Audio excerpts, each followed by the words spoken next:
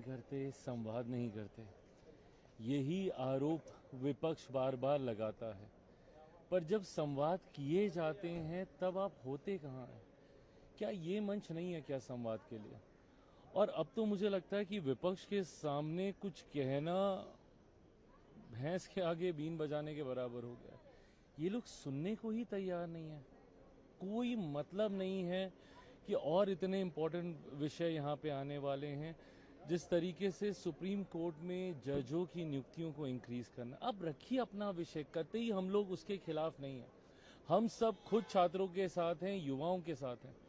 आज मेरे प्रधानमंत्री ने एनडीए सांसदों की बैठक में स्पष्ट तौर से ये बोला कि भारत के भविष्य के साथ, युवाओं छात्रों के साथ कतई किसी तरीके का समझौता नहीं हो सकता। बट ऐसे में आप हर सत्र से पहले एक दो विषय को आप ले लेंगे तो फिर कलेक्टिवली लीजिए ना सारे विषयों को। फिर आज भी आप एसआईआर का मुद्दा उठाइए, फिर आप मुद्दे छोड़ते क्यों हैं आधे में? आप या तो उन मुद्दों को आप अंजाम तक पहुंचाइए, कंप्लीट कीजिए। आप इस मुद्दे को उठा के बैठे हैं, हर सत्र में आपको एक नया मुद्दा मिल जाता है, तो मतलब हंगामा खड़ा करना ही आपका मकसद है ना। आपको संवाद करके विषय को समाप्त नहीं करना है। सरकार आज संवाद कर रही है। आज किसानों के बारे में प्रधानमंत्री जी ने स्पष्ट तौर से बोला कि किसी भी तरीके से किसानों के भी हितों के साथ कतई कोई समझौता नहीं हो सकता।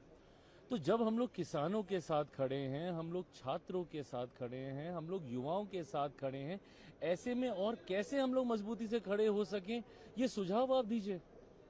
अपनाएंगे आपके हर सुझावों को, मानेंगे आपकी हर उस जायज बात को जो आप तथ्यों के साथ आप रखिएगा। आज प्रधानमंत्री जी ने कल अपने संबोधन में ये पार्लियामेंट खुलने से पहले उन्होंने बोला ही कि तथ्यों के साथ रखिए आप बातों को, तथ्यों के साथ चर्चा होगी।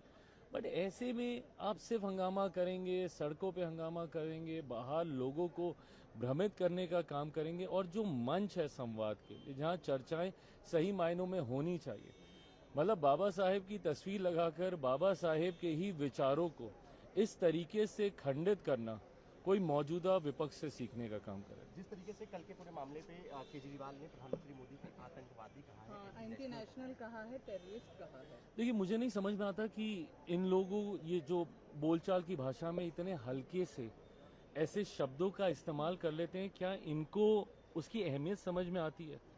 आतंकवादी क्या होते हैं जाके पूछें उन परिवारों से जिन्होंने अपनों को खोया है। आतंकवादी क्या होते हैं उन शहीदों के परिवारों से पूछें जिन्होंने अपनों को खोया। कितने सहज तरीके से एक ही सांस में जनरल डायर का नाम दे दिया। मैं भी 3 दिन पहले मैं खुद जलियांवाला बाग में था और वहां से मैंने आह्वान किया था कि हर भारतीय को कम से कम जीवन में एक बार यहाँ आना चाहिए। और उस धरती पर खड़े होकर आपको एहसास होता है कि क्या आप सही मायने में आजादी के दीवानों ने जो अपना सर्वोच्च निछावर किया ताकि हम लोग खुली हवा में सांस ले सकें, क्या हम उसका सम्मान कर रहे हैं? उन लोगों ने तो नहीं सोचा था ना कि बाद में जब आजादी मिलेगी तो एक ऐसी व्यवस्था आएगी जहां पे सत्ता पक्ष विपक्ष आपस में ही इतना उलझे रहेंगे कि जिनके लिए वो लड़ रहे हैं उनकी सुध तक लेना जरूरी नहीं है। आप किन के लिए लड़ रहे हैं प्रभु? आज आप किसानों के लिए लड़ने की आप बात कर रहे हैं, आप युवाओं के लिए लड़ने की बात कर रहे हैं, तो लड़िए ना। यही जगह है, वो लोकतंत्र का मंदिर बाबा साहब ने यही बना के दिया। उन्होंने अपने संबोधन में भी कहा था कि लोकतंत्र में भले ठीक है भाई, आप कीजिए, अनशन कीजिए, आप प्रदर्शन कीजिए, आप आंदोलन कीजिए, बट आमरण अनशन ये उस वक्त किया जाता था जब देश गुलाम था।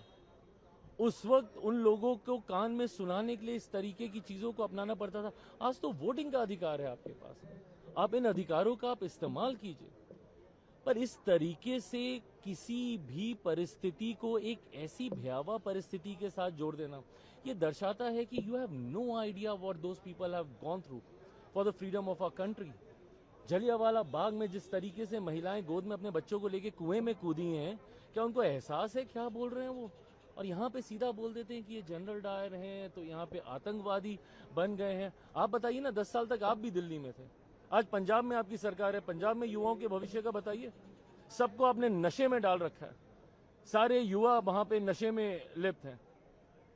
और इससे ज्यादा मैं क्या बोलूं, इनके तो अपनों के ऊपर कितने ऐसे सवाल उठते हैं और ये बात कर रहे हैं हमारे भारत के भविष्य की।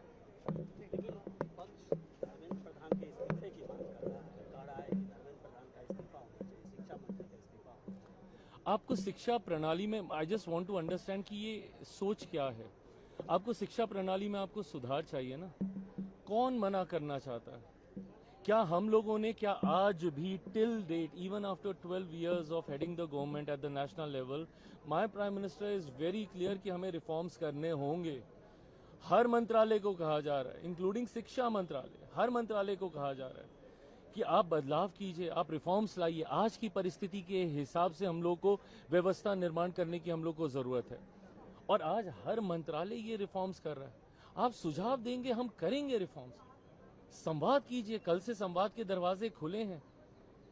आप सीधा ही जाके अगर हर कोई अनशन पे ही बैठ जाएगा, आप मांगिए समय, हम लोग बैठेंगे, सुझाव दीजिए, पारदर्शिता हम लोग अपनी बुद्धि से जितना कर पा रहे हैं हम लोग कर रहे हैं।